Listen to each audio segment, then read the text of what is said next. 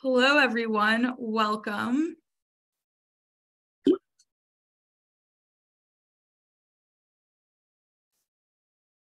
Not sure which coast everyone is in, but good morning or good afternoon, depending. Wow, we have a lot of people. This is great. Well, my name is Khadija. I am with Mentor National. We have a great presentation for y'all today. I wanted to take a minute or two to ask everyone to please add your name and location in the chat. Love to see where everyone is tuning in from. Let's see, we have Omaha, Minnesota, Baltimore City, all right. Waukegan, all right. I used to visit there a few times. Let's see, Salt Lake City, Knoxville, that's exciting. This is awesome. Chicago, nice. I used to live in Chicago. That was a fun time. All right, we have someone from Massachusetts. Awesome, this is great. Let's see, Rhode Island, Kansas, San Francisco. All right, so I guess it's morning for y'all.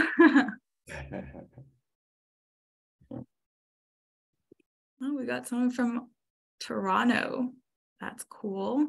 Well, I'm excited everyone is here. All right, let's see. I just wanted to go over some housekeeping for today.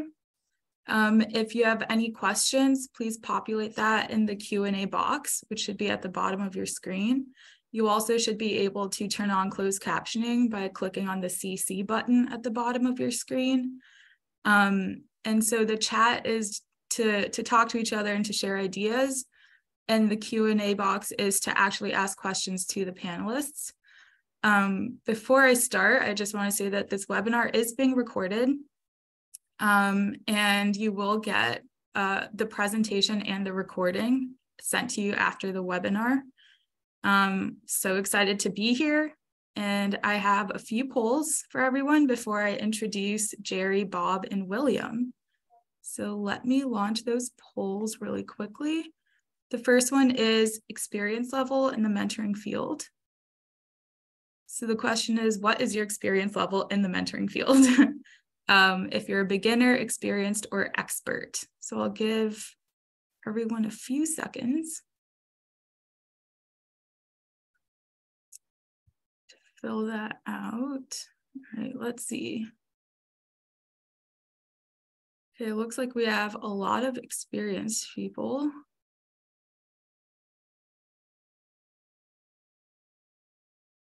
And then beginner is second, and then expert is third. This is great. Well, I'm glad to see a wide range of experience levels. All right, the next poll is going to be on your role in the mentoring field. So what describes your role in the mentoring field? Are you a mentoring program staff or practitioner, national or affiliate organization staff? If you're a mentor, an educator, technical assistance provider, or researcher. So I'll give everyone a few seconds.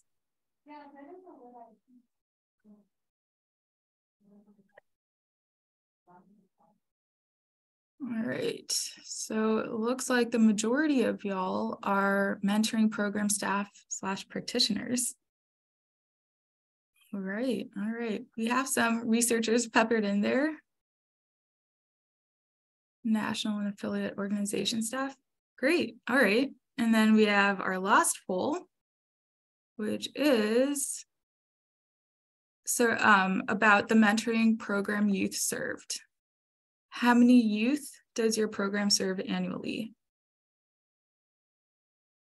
So 0 youth, if you're thinking about starting a mentoring program, 1 to 50 youth, 51 to 100 youth, 101 to 250, and so on. All right, it looks like majority is 1 to 150 youth, which is great. All right, let's see all the results. Wow, okay, there's quite a variety here. Awesome. Okay, well, I appreciate everyone doing the polls. I want to also vocalize the objectives and the agenda. Please stay in touch with like your experiences, and also it's important to take in others as well. So I'm really excited to open it up to our panelists. Let's give this a go. Jerry, take it away. Thank you, Khadija. And the polls were very interesting. And also the webinar chat, I saw somebody from Kenya, Africa. So we are international.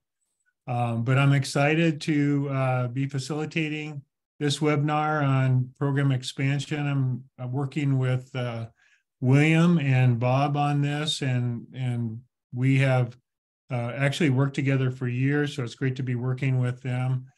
Just a little bit about me. I'm the Director of Education and Training for the California Mentoring Partnership. I've been consulting and mentoring for a long time, and actually was a school counselor and assisted a bunch of mentoring programs starting about 1994, 95, and actually ran programs in San Diego area schools, and actually have had a different career a long time ago. I was one of those NFL football players. It seems like a different life, but it really allowed me to learn a lot about goal setting and leadership and mentoring. And I'm going to turn it over to our panelists to introduce themselves. So William, take it away. I'll do a little deeper dive a little bit later, but yes, I'm William Figueroa, Director of Programs for Los Angeles Team Mentoring. I have over 20 years experience in the mentoring field.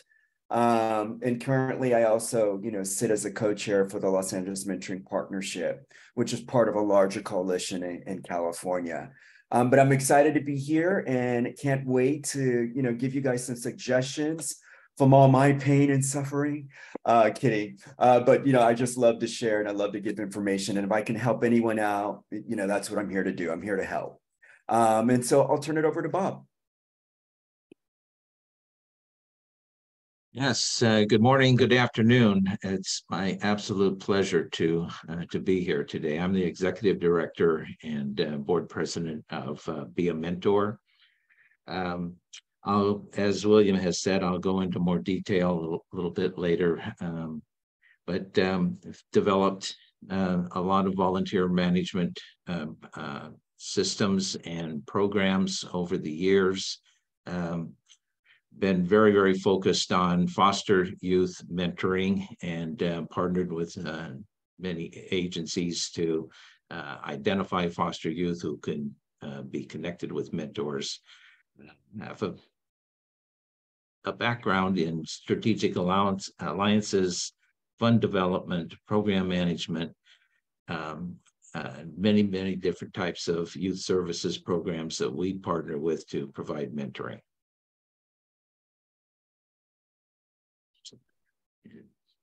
To Jerry.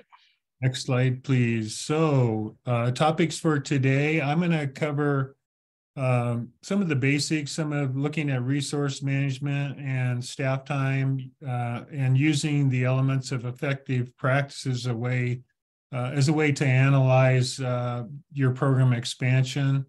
And then I'll give some keys for expansions of small programs. When we're putting this together, Jake from Mentor, who helps put these together, said that he noticed that we don't focus enough on smaller programs. So today we're going to focus both on small and big programs. And then William's going to take it away with the questions to consider in the face of change. He's actually, he's the breaking the mold guy of this presentation because he has a lot of new suggestions for program models, virtual mentoring, recruitment, and strategies for retention of mentors and staff in this time post-COVID. And then we'll turn it over to Bob, and he's going to cover his virtual volunteer system and also tips for obtaining federal grants and strategies for building partnerships. And so I'll take the first part. So next slide, please. So what does program expansion mean? It can mean any of these things. It can be a new program just starting out and, going to 5 matches. It's basically just expanding youth served is one way of thinking about it, or adding a new model, a new population. I talked to one program in preparation, and this person was looking to move from a volunteer run program to paid staff. And there's a couple more ways, as you can see there. But if we go to the next slide, it'd be really great to hear from you all in the chat. If you are considering expansion, what might that look like within your mentoring program? In other words, why are you tuning in today and thinking about program expansion? So if you would put that in the chat, that would be great.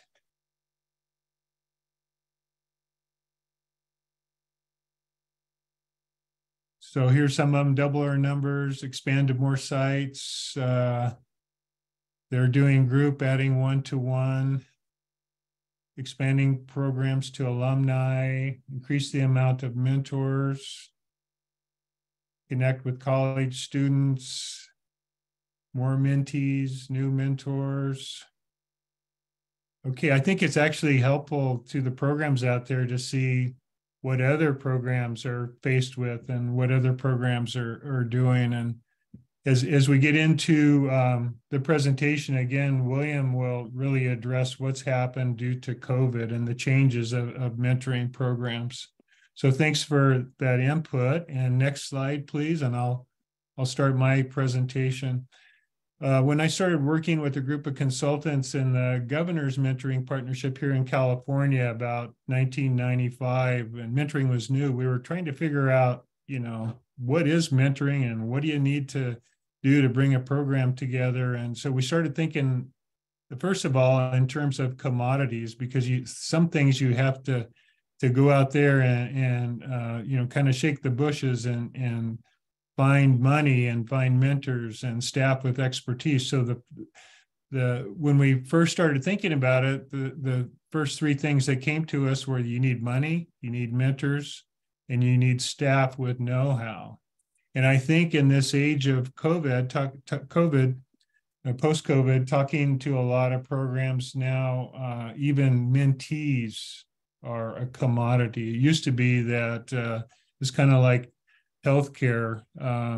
We just needed more healthcare. We just needed more mentoring, and the patients were there for healthcare, and the mentees were there for mentoring programs. But now, with school attendance down and some other factors, sometimes we have to look at mentees as a commodity. So next slide, please. When we started helping programs in the mid-90s, what we had to really help us, back then we called them the quality assurance standards, and it was the first version. It was a group of mentoring programs that got together around 1989 and 1990 to look at the best ways to bring together a mentoring program. And so through the work of Mentor and a few other organizations, they came up with these 10, they called them quality assurance standards, at least in California. And they were really the guidelines. They're really a thing of beauty, and we still use them today. Of course, we use the 4th edition now. And back then, we were really grateful for them because we were struggling a little bit to figure out how to develop mentoring programs. The beauty of them, we found right away, is that they're in chronological order. They go into detail on each area of what you need to do. If you leave any one of them out, we notice that your program can actually implode in that area. So an example is you can do everything right, and if you don't monitor your matches or monitor your program, it could fall apart.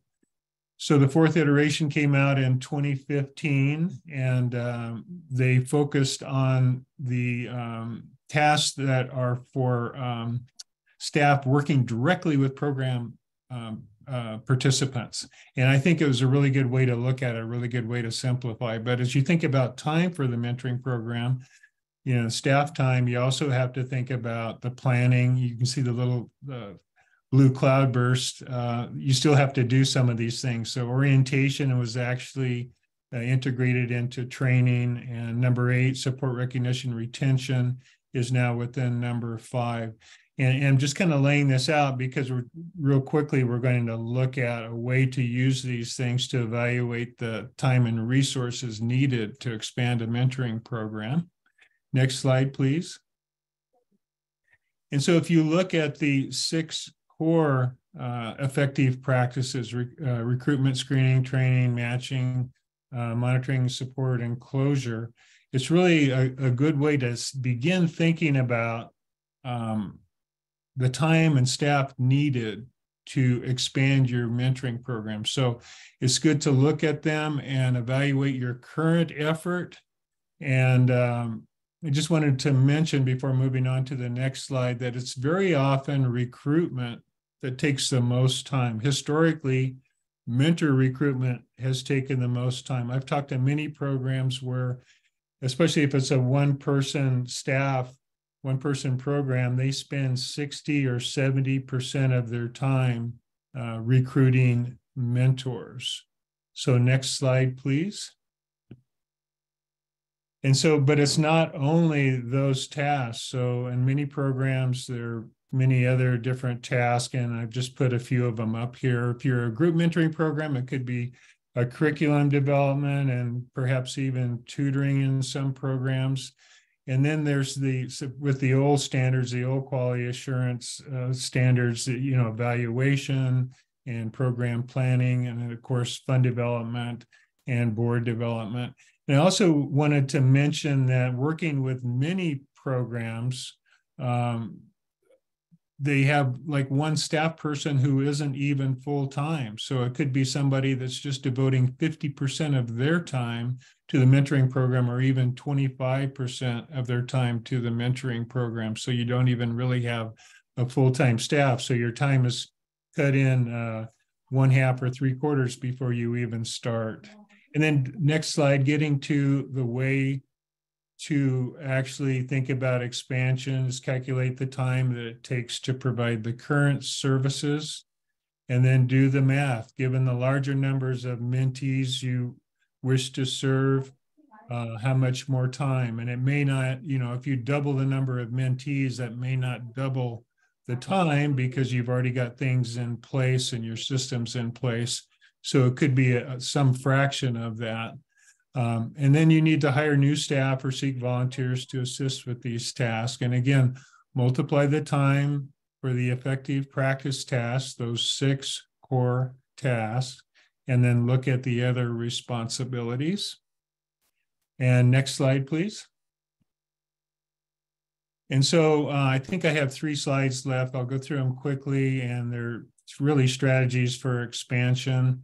A really good strategy is to request help with the most time-consuming tasks. So in this example, if recruitment is 50% of the time that it takes program staff to run the program, if you could take that off of the table, say if you got a mentor recruitment specialist come in to take over, that person would be able to increase their time by 2. And if they're focusing on the other 5 effective practices tasks, you could really improve the quality of the program. Another tip is to assign tasks where people feel the most comfortable. I've been in meetings where people are just sort of randomly assigned tasks. You do the recruiting, you make the brochure. Well, you got to find the person that really loves to be in front of an audience, and maybe somebody else would prefer to be in an office by themselves putting together a brochure. So, the term is the wheelhouse. It's best to hit people in their wheelhouses. And then also help many programs that have volunteers and interns, and sometimes that's great. Sometimes it's difficult. And a lot of times you'll get an intern or volunteer, and they'll think it's going to take X amount of time to do the job. In fact, I was helping one program in San Diego, and the program coordinator for a big school, a big high school with a huge program, was a volunteer. And I came in one day and she said, "Jerry, I'm moving to Arizona." So instead of being able to tell, the administrators that this was just too much, that she had only planned 6 or 10 hours a week and she was spending 50 hours. She decided to move to Arizona as a way to put the program behind her. So next slide, please. And some more tips. Sometimes you have to, if you're the frontline person, if you're the staff of a mentoring program, you have to educate the people, the administrators and the board of what it actually takes. And we saw this in the early 2000s because there was a lot of money coming from federal grants, and they would request, like Children of Prisoners Mentoring Program, 100 or 200 matches, and agencies that had never mentored before said, oh yeah, we'll do that. And maybe at the end of the year, well, I knew one program that had 10 or 12 matches at the end of the year because they didn't have enough staffing. So sometimes you need to educate stakeholders.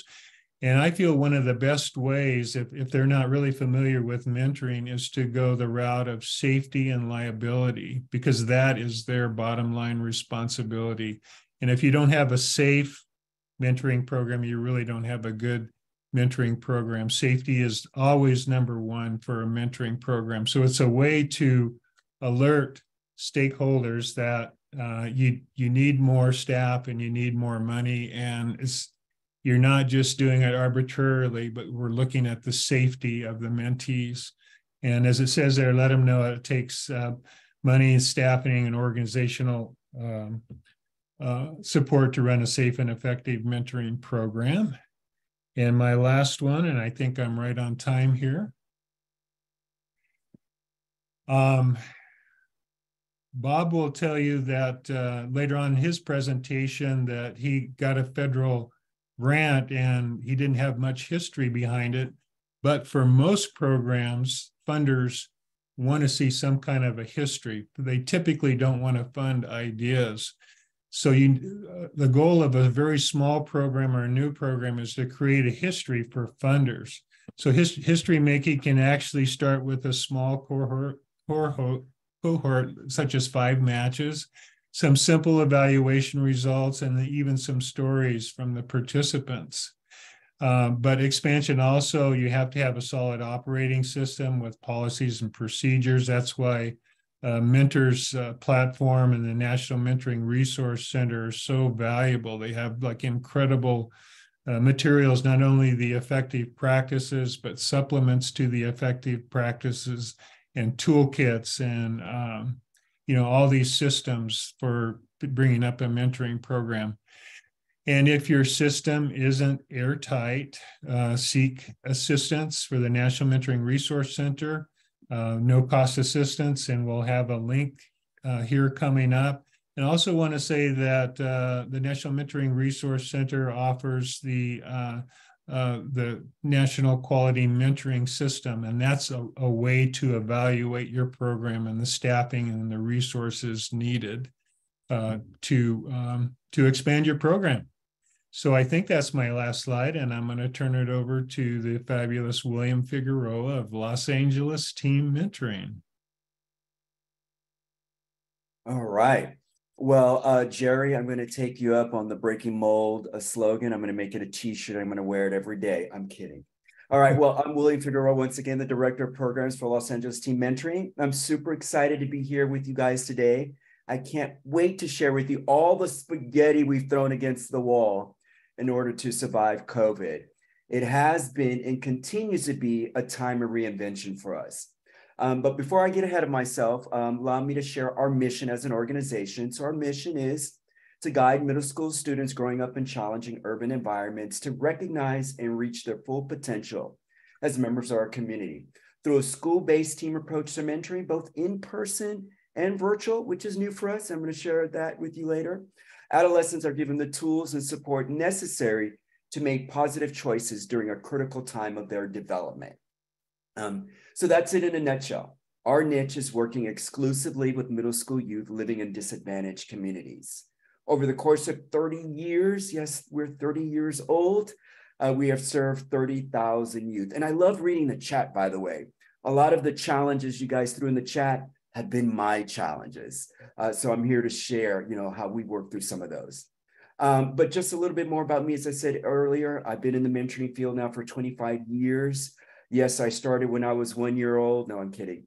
I wish I started when I was 1 year old. I get, again, a good portion of my career, over 15 years to be exact, has been working at Los Angeles Teen Mentoring, finding innovative ways. I love that. I love thinking out of the box, finding innovative ways of serving our youth. And just like most organizations doing business in today's post-COVID world, we had to pivot and make changes to almost everything we do. And that is from the top down, in order to sustain ourselves in our new world. We had to break the mold. So let's move on so I can tell you a little bit more on how we broke the mold and reimagine ourselves. Next slide. All right. So immediately when the pandemic hit, we were kicked out of our schools in an abundance of caution. Do you guys remember that term? They were using that term a lot. And so, however, as many of you know, this was a time when our kids needed us the most. And we knew we couldn't just sit around and wait for the pandemic to be over. So as we were calling our kids and checking in, we were learning that our kids were dealing with multiple challenges, such as deaths in their family, parents were losing their jobs and finding it difficult to put food on the table. And moreover, many of our kids were experiencing extreme cases of mental health challenges like anxiety and depression. And, and that all said, we were determined, and I mean determined, to find a solution. And so we sat down as an organization. The team came together and we sat down and we started to, ask ourselves some questions. We wanted to tackle some questions. And so number one was, what can we continue to do in our new world, right? Because the world is different. We're in the upside down world for you Stranger Things fans. We're in that upside down world. Number two, what no longer works in our new world, right? There are things we had to throw out that bathwater, as they say, because there are just certain things now that no longer work. And what can be reworked? Again, I love that word. What can be reworked to preserve certain aspects of what we do? All right, let's move on. So after exploring our programmatic options, we then needed to focus on our mentors and mentees. So we asked ourselves, now remember, we're going back to the pandemic. So one of the questions was, has the mindset and commitment from the volunteers changed? The answer resoundingly is yes. And in our situation, our corporate and college partners had mandates, again, during COVID, that had prohibited them from going out in the field. And as I mentioned before, the schools were closed and we no longer were able to see our kids. So yes, it was a scary time for us as an organization, a challenging time, but we knew we could figure it out and we knew we had to do something. So on top of it all too, we were also dealing with staff issues. And we continue to have that issue. So the Great Resignation was taking effect. And finding replacement staff was increasingly becoming more and more difficult. The average lifespan for us as an organization, the moth lifespan, I like to say, was folks were staying with us 6 months at a time, which made it really difficult for us to pivot and launch our new initiatives. But there is a bright story. There's a bright, silver lining, a bright side to my story today. And that is the pandemic pushed us out of our comfort zone, and forced us to take a new approach that we probably would have explored if we weren't challenged in this way. Breaking the mold really served us well. Let's move on to the fun stuff. All right, so what did this new bright side look like, you might be asking? Well, in our case, we made a decision to reimagine our program and turn it into a virtual program, which was no easy task because we had no experience in virtual. And so it was no easy task, especially since we were providing in-person services for 30 years. But I'll dive into that a little bit more later. We'll discuss that later. But thank goodness we were an established, well-oiled group mentoring program, because our 30-year model really served us well during this challenging time. So here's some options to consider. And again, I was reading the chat and I heard what you guys were saying, again, all our challenges as well. So group mentoring, I'm a #1 fan. So if you're struggling to find mentors, it's a great option to consider. A group model allows you to maximize a limited pool of volunteers, right? So think about that, and we'll talk about it a little bit more later. Next, there's e-mentoring. E-mentoring can provide your mentors and mentees the ease of convenience and accessibility. Don't we all love convenience and accessibility? Lastly, are there partnerships you can consider? For example, are there other organizations out there, like a tutoring program? Jerry mentioned that earlier, like a tutoring program. Can they supplement or enhance your services so that you're not doing all the heavy lifting, especially if you're reinventing your programs? Let's explore a little bit more. Next slide. So let's do a deeper dive on group mentoring. So if you're considering group mentoring, keep this in mind. There's no set mentor to mentee ratio. At LITM, our model is comprised of 3 mentors matched with 10 to 12 mentees. We utilize a combination of the following: teachers, college students, and business professionals. So if you're now considering a group mentoring model or making adjustments in the way you're running your programs, it's a good idea to consider the type of mentors you're recruiting, meaning where are they coming from, and can they offer diversity to your programs? We have seen how utilizing different types of mentors has offered our mentees an enriching experience that allows them to see the world from different perspectives. All right. I would also recommend in a group model to deploy a curriculum or find a series of interactive activities for your mentors and mentees to utilize. In our program, as an example, we focus on SEL, and that is social emotional learning. I'd like to now cover a few benefits of group mentoring. So number 1, I said this before, increased pool of mentors. So if you're struggling with mentor recruitment, group mentoring is a great way to go. Just a handful of mentors can double the number of mentees served. Benefit number 2, the group approach is less scary and intimidating for your mentors and mentees, and I'll tell you about that later. Our mentors have shared that they love the idea of being able to share the responsibility with other adults. They're not alone in the experience, and they have a buddy to manage and supervise their team. Benefit number 3. Now, I'd like to share how the kids in our program have benefited from the group approach. For those with one-on-one models, and I have a background on that, and I know it personally really well, but I'm sure you all will agree that it takes about a year more to really cultivate a genuine bond between mentors and mentees.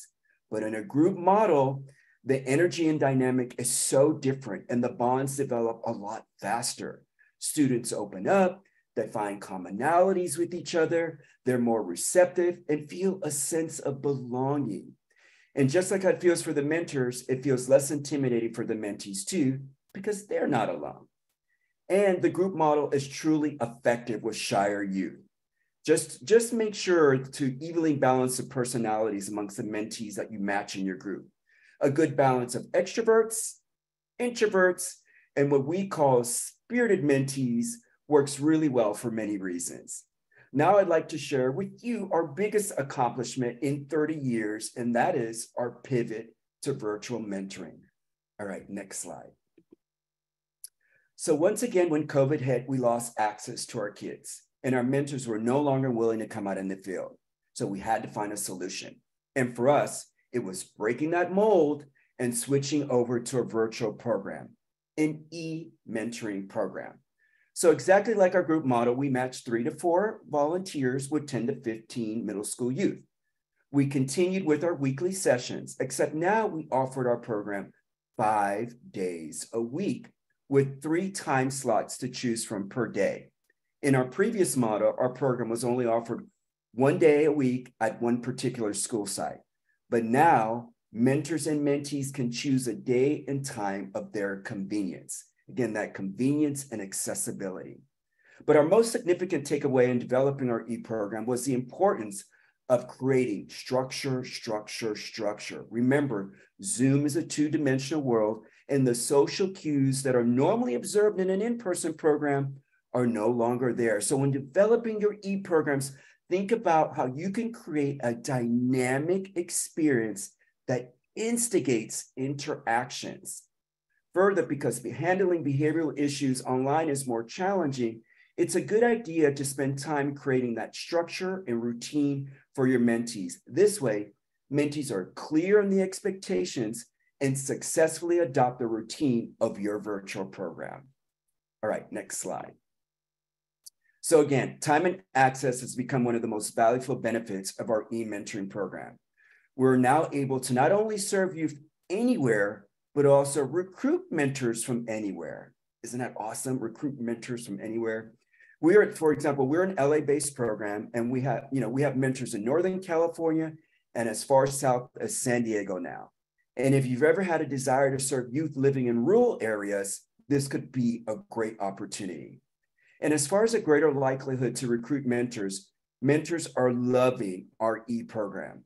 And when you think about how more and more people are now working remotely, a virtual format is a perfect solution for this new world. And you can now reach out to corporations and colleges because the sell is that it's convenient and can be done from anywhere. Another great benefit is flash mentoring, and that is one-time skill-based learning or workshops that can be conducted virtually. Yet another opportunity to pitch to corporations and colleges. It's a lot easier for their staff or students to produce and commit to. All right, next slide. So I love this slide. And you might be saying, well, why does William love this slide? Well, I like this slide because, like it says, we're meeting youth exactly where they are. You know, this generation of kids, our youth have grown up in a digital world their whole lives. I tell my staff this all the time. I didn't see a computer till I was a senior in high school. Our kids are already on tablets, on their phones, you name it, but this is their world. They've been brought up in a digital world. And believe it or not, they're becoming the majority of mobile phone users today. Isn't that crazy to think they're the majority of mobile phone users? But anyway, this is exactly what I mean about we're meeting youth where they are. And because this is our kids' reality. And reaching them digitally can be hugely effective. We've also found, because the program is convenient now, that our attendance is better than ever. Yes, ladies and gentlemen, our attendance is better than ever, even better than our in-person program. So we're really happy about that output, but I really, again, believe it's because of the convenience and accessibility. We've also been able to do a better job at administering assessments via the poll feature on Zoom, which we just experienced. I love that because you instantly can see results. And just like our group mentoring model, our virtual program has worked extremely well with our shyer youth. So overall, make sure to keep in mind if you're going virtual or group to retrain your staff. Jerry talked about that also earlier. Retraining your staff and reworking your mentor training to teach everyone how to facilitate virtually and build their group management skills. All right, let's move on to recruitment. All right, like I mentioned before, now there are more and more companies offering remote work, including colleges offering remote learning.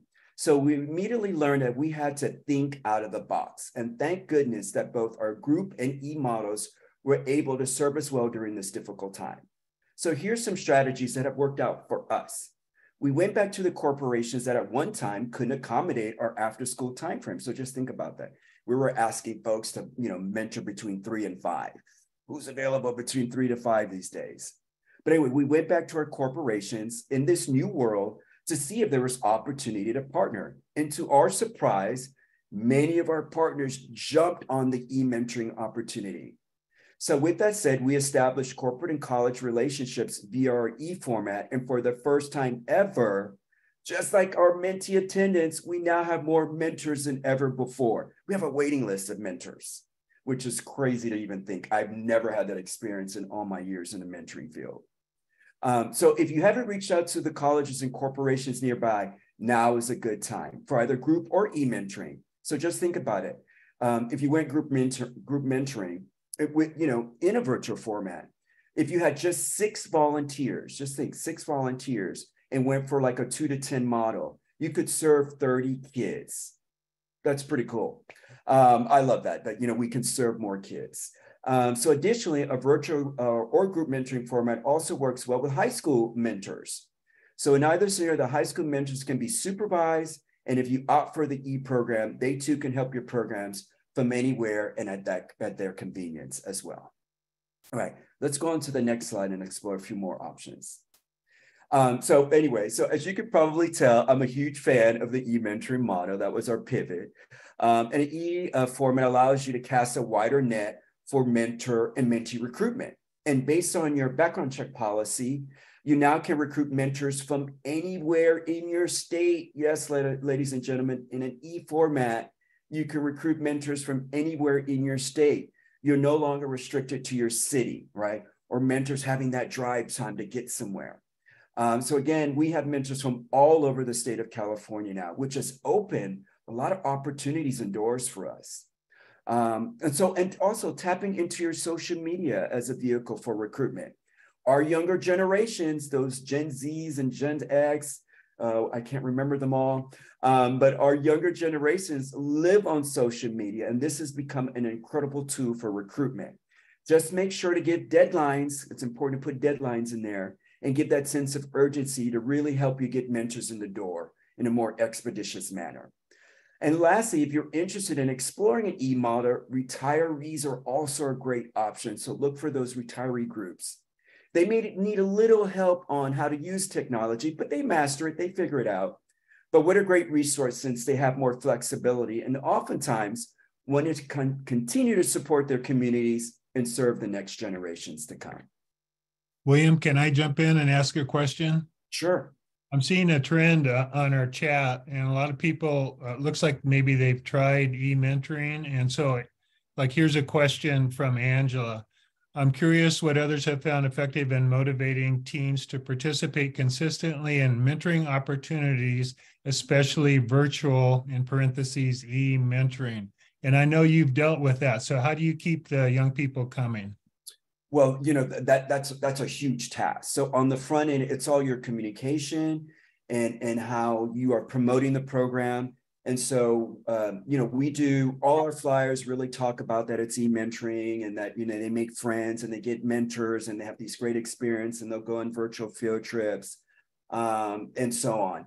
And then next, then we gather everybody before we even launch the program, and we do a pretty intensive 1 hour student and parent orientation, parent guardian orientation. And we really go over the expectations and we tell them all the rules and we ask the parents to support us in those rules and those expectations. And one of them is keeping your camera on and being engaged.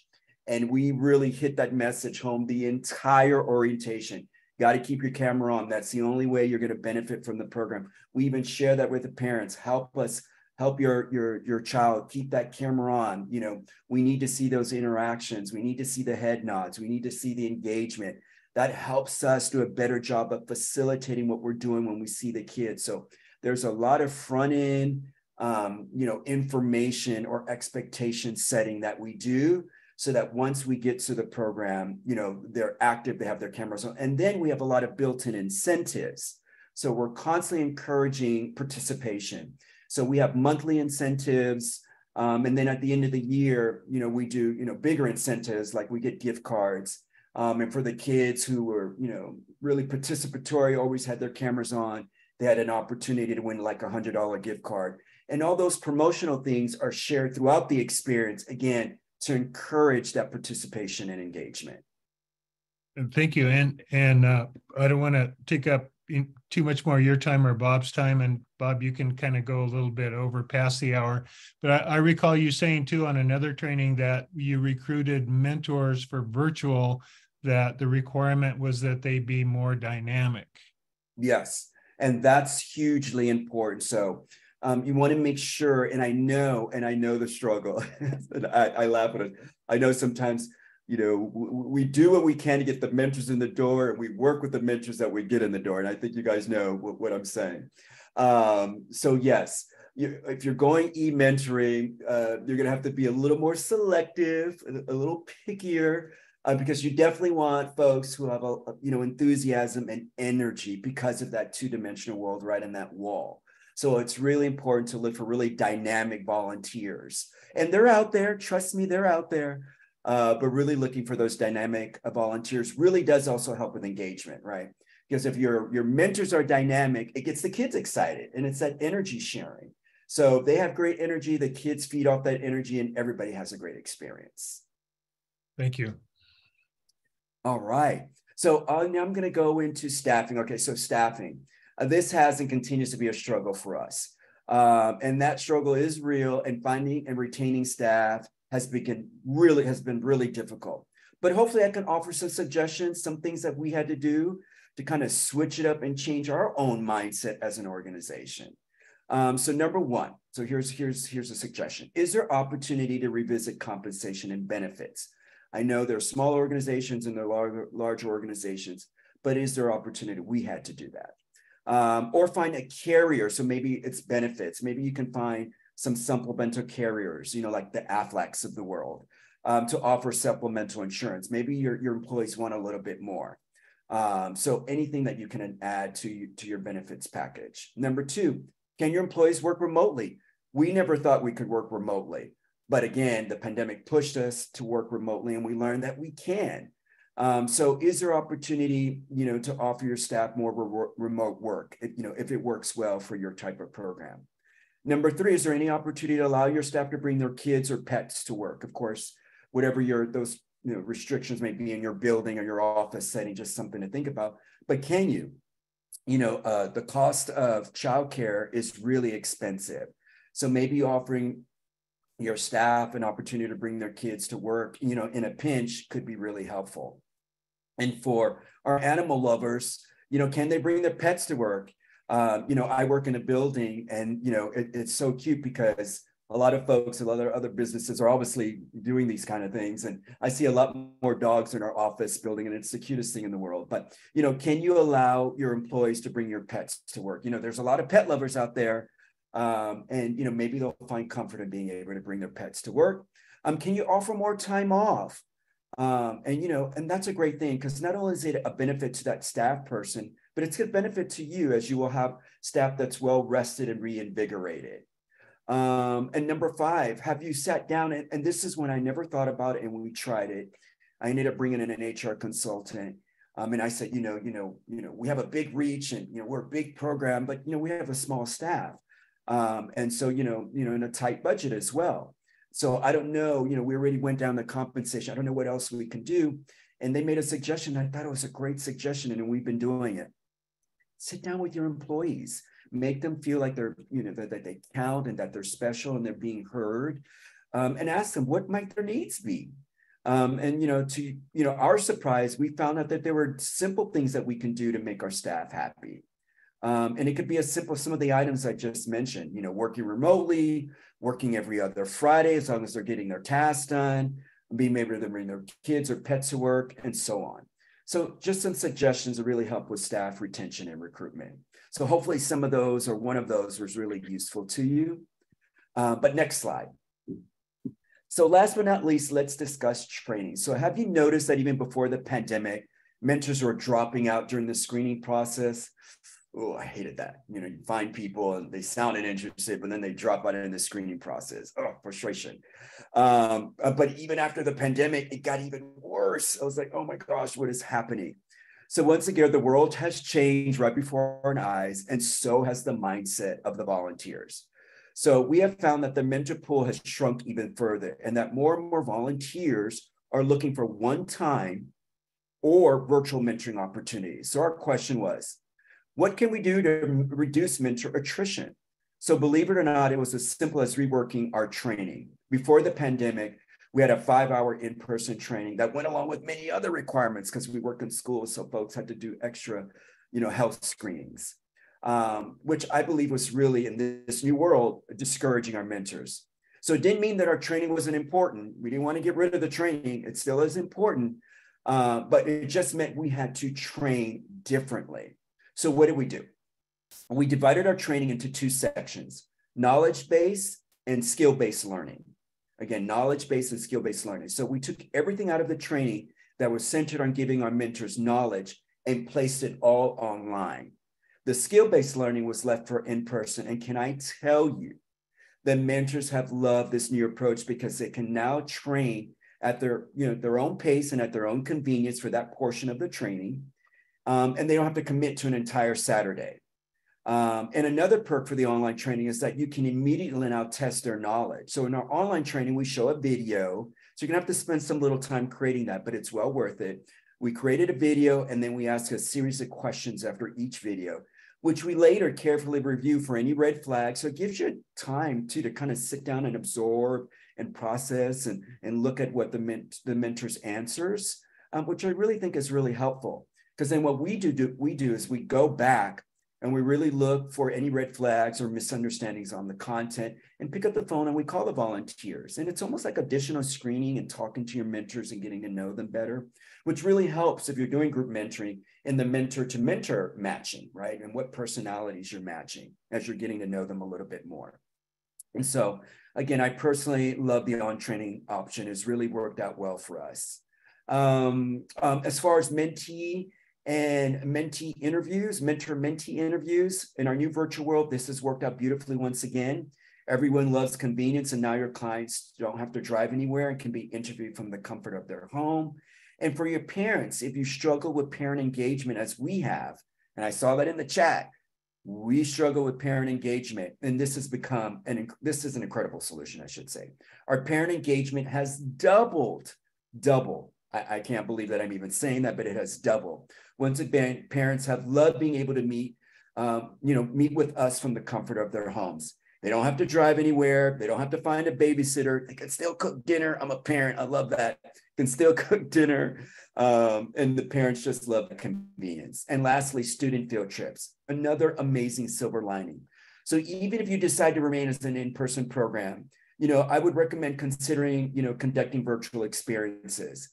The virtual field trips and workshops have worked really well and have been well received by our students and families. Not to mention corporations and colleges have loved it, simply because I said this earlier, it's an easier commitment from them and it takes less time. So hopefully some of my spaghetti is now sticking to your wall. That's in a nutshell for me. And I love quotes. I want to leave you with a quote. So let me leave you with one. The secret of change is not to focus all of your energy on fighting the old, but putting that energy on building the new. All right, thank you very much. And I'm going to turn it over to Bob. And thanks, William. And Bob, before you get started, I just want to say that I kind of slowed things down with my questions, so feel free to go over the hour.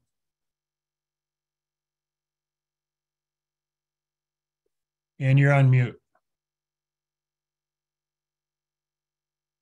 Okay, well, thank you very much. I don't know, after hearing William, I think we could all go home. It's a hard act to follow, and covered a lot of the issues that I too think are critically important. But to start with, just a bit about myself. As I said earlier, I'm the founder and executive director of Be a Mentor. Founded in 1992, 30 years plus of operations. That sort of seems to be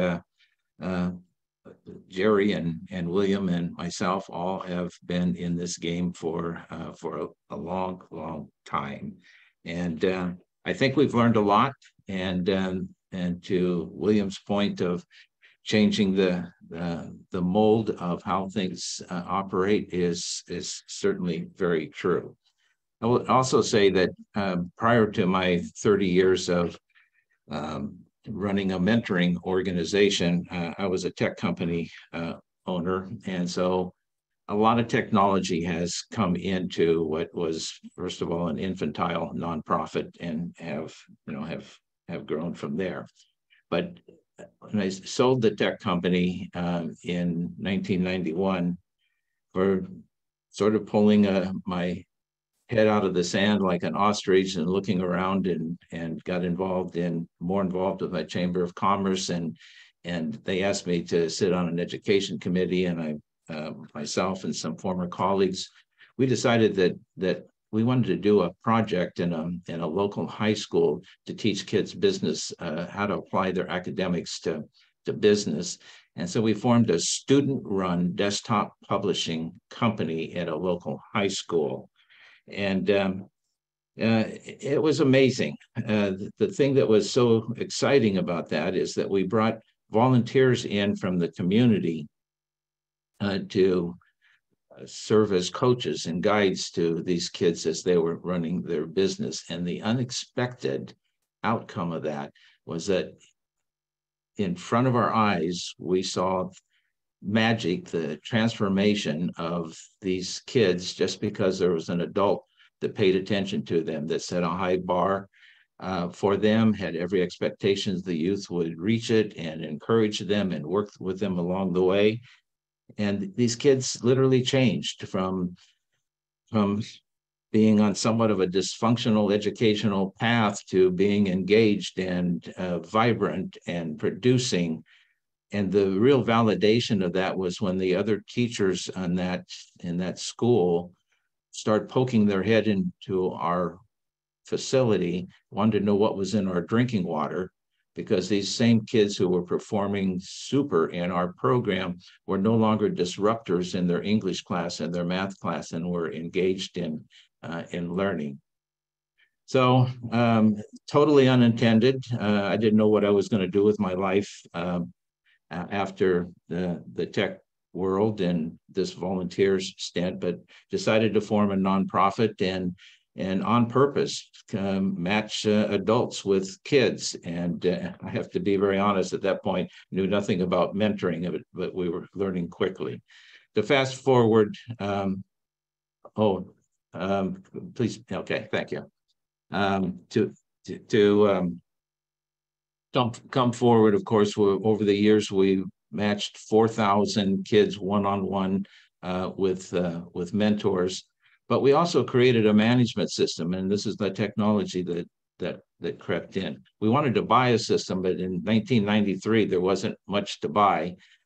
So we began to develop our own system to manage mentoring and also to scale mentoring.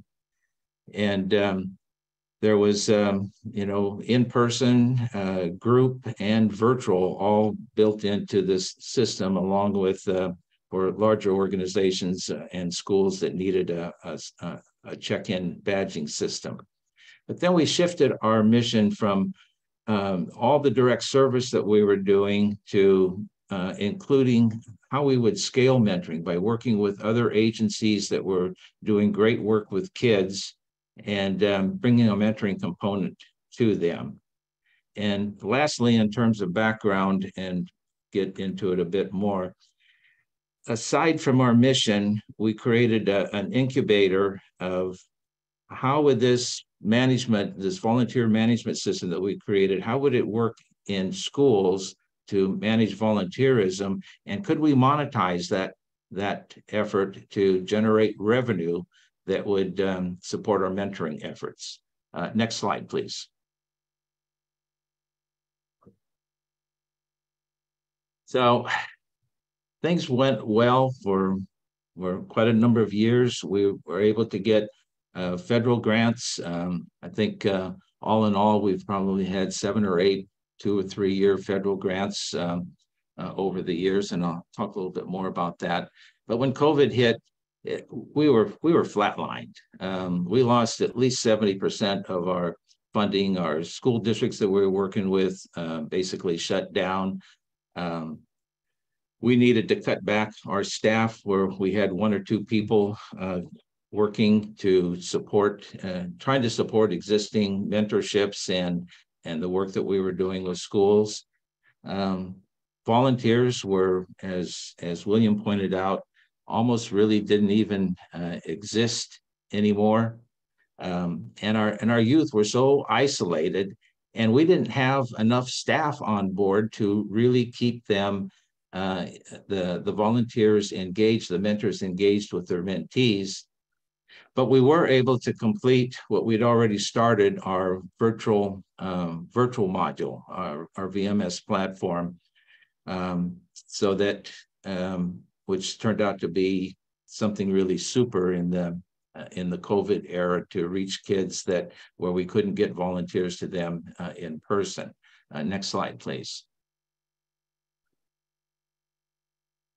So the recovery from and reopening from the pandemic, as miserable and nasty as it was, there was truly a silver lining in that there was unrestricted dollars. As I'm sure all of you know, that when you have grant money, you can only spend those dollars very specifically on a program, and it's very difficult to actually build a business. You need unrestricted dollars.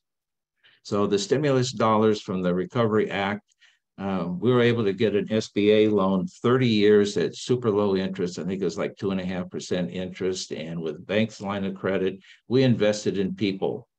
And, you know, the people that we invested in were, you know, grant writers and business development and marketing and support people. And we also invested in systems. We chose Zoho as a CRM where we could do email campaigns and reach out to businesses. And we invested in ZoomInfo to get more information about the people that we were contacting, and created a whole automated email campaign to consistently reach out to people, and of course, using social media to the greatest extent. And we were able to start doing some corporate engagement of getting employees of companies that would support not only financially, but also engage their employees. And all of this sort of led to the ability coming out of the pandemic with all new staff, but very talented people, to create the right partnerships, do the right grant writing, and we were awarded 2 federal grants to the tune of about $1.6 million. And that's something that I believe, I don't know how many of you participating today have participated in government grants, but even as a very young organization, the thing about a government grant is you don't have to have a relationship like you might have to have with other funders. You need to have, basically answer every question and maximize the points, and of course have the people to then live up to the obligation. But getting federal grants is the larger funding elements for mentoring, and it's attainable by small and large organizations. Next slide, please. So with the federal grants that I just mentioned, there's 2 major programs. One focusing on kids that are opioid or drug misuse issues. Not necessarily that the youth are users themselves, but possibly impacted because of family members and et cetera. And the key there was to finding the right partner that has substance abuse treatment issues and deals with the kids. And then we're bringing the mentoring component to the kids that they're already working with. So we'll match 130 youth over 3 years. And this is in-person mentoring. Can be a virtual component as well. The second grant that we're into right now with 2 partners, the Richmond Police Activities League and Lost Angels, one in Northern California, one in Southern California. And they both focus on youth that are brushed in one way or another with the justice system, either currently involved or on probation, or are at high risk of being involved in the justice system.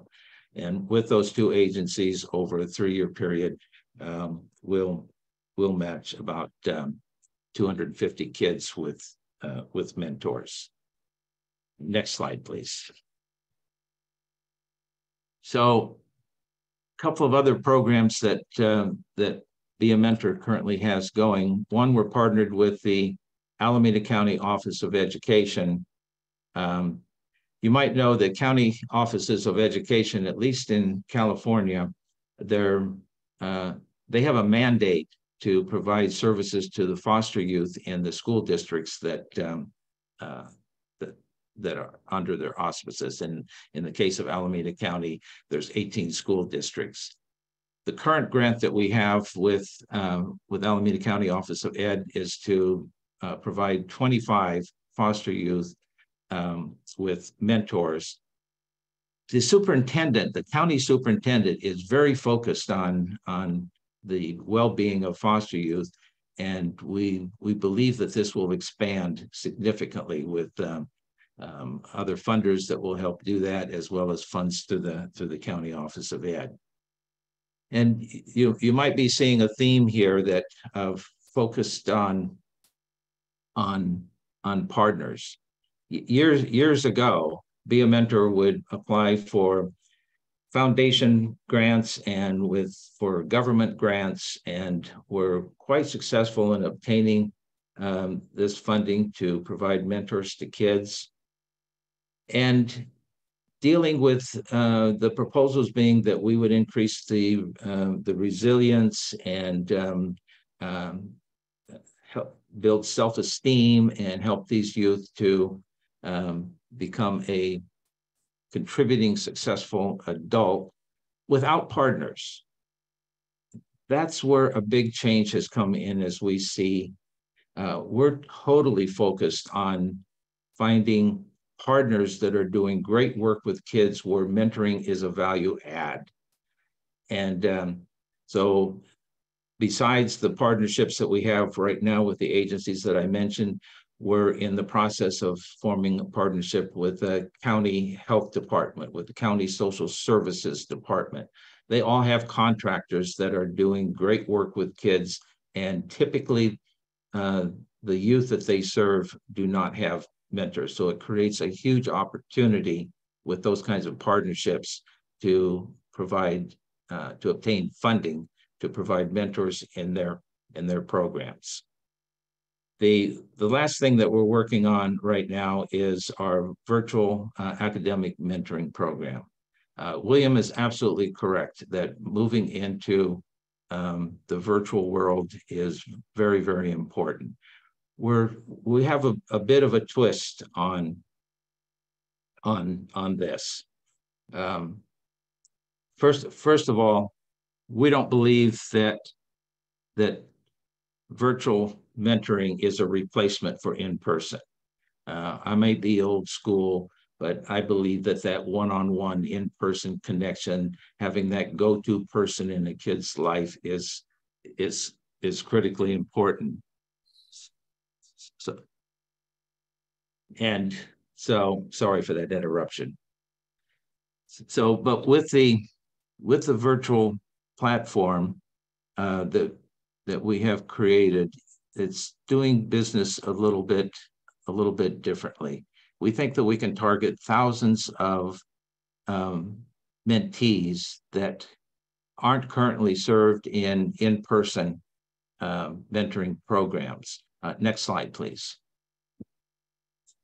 And Bob, you have about 2 minutes to finish up, because we have to sign off at 15 after the hour, and we have a little bit of housekeeping, and sorry for the rush. No problem. I'll speed it up here. But with the virtual platform, we're doing things differently in that a parent or guardian or a nonprofit organization can sponsor a youth, can register them in our system, search our database for an appropriate mentor, build a short list of people, and now the sponsor of this child and the prospective mentor, and possibly even the youth, can be in a conversation as to who might be a good mentor for this particular youth. And then the selection is made, and then once that is accomplished, then the video meetings are actually Zoom. We've embedded Zoom into the platform, but reminder notices go out as fully managed, but then the video calls are with Zoom. After session notes are made. But the fact that the parents, guardian, sponsors can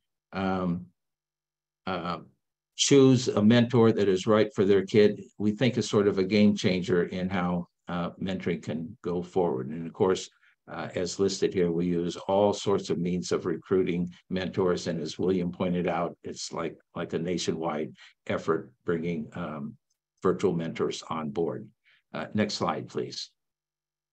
So the last thing that I want to point out is that, yes, we've, as a brand new organization, a 30-year-old organization that was brand new coming out of the pandemic with new staff, fast forwarding 3 years down the road at 2025 and end of 2025, successful in these grants means that we have a lot of mentor-mentee matches support. And guess what happens? The $500,000 a year of funding goes away because the grant ends. So the real super challenge is, how do we get with an agency that is totally focused on these grants being successful, and with all new staff that has come on board just since the pandemic, how do we get to the point where with new business development, new grant writing, we are monetizing our platform for school districts paying contracts of building all of these things over this next 3 years, so that at the end of that 3 years, when that $500,000 a year goes away from these grants, that we have been able to provide replacement funding for that. You know, once you have some federal grants, in our experience, has always been a gap between them. So the large funding really helps you get a lot of kids mentored, but then you have to have the organization behind you to continue to do the business development so that you don't fall off the cliff. One last thing that I would like to say, William talked a lot about e-mentoring, and we strongly believe that this is an adjunct to mentoring going forward. Our virtual platform allows any agency that might want to sponsor a youth, if you want to try out virtual mentoring, if you're not already doing it, let us know, because at no cost to any of the agencies, you can sponsor a kid in your agency for a virtual mentoring, and you might give you the opportunity to see how virtual mentoring works for you. So I thank you very much for listening. So thank you, Bob, and thank you, William, for all that great information. And we're coming up against 15 after the hour. So Khadija, I think maybe we'll skip Q&A. We want to get you off at the right time. There's our contact information, and I believe, Khadija, will the slides be sent out to everyone that's on the call? Yes, the slides and the recording. Okay. And then so the next slide, please. It's probably talking about resources.